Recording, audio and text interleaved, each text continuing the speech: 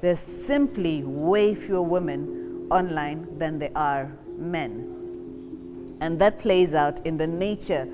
of content that is shared online, in the nature of violence experienced by the particularly few women who are online. And this also further affects, the fewer number of women online is further affected by the larger proportion of men who have easier access towards attacking them, towards pushing them off online spaces, towards trying to shape their narratives online, and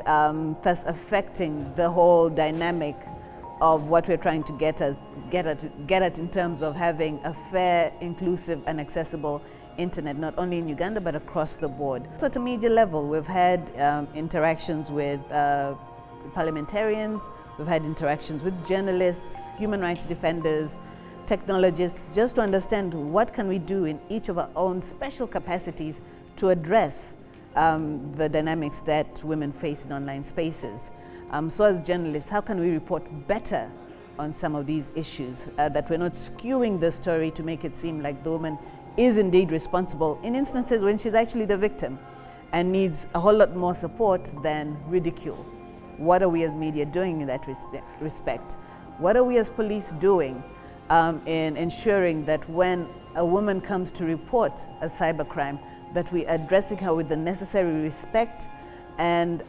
diligence that is required as with any other reporting, that she's not being ridiculed again, she is not being victimized all over again, she's not being blamed for simply reporting a case of violence that she's experienced online. But also as policymakers, we have all these policies in place and laws in place, but are we actually implementing them in the right way, or are we using them opportunistically when they suit our interests as a state, as opposed to when they have to suit the interests of the citizen, of the woman? What needs to change there?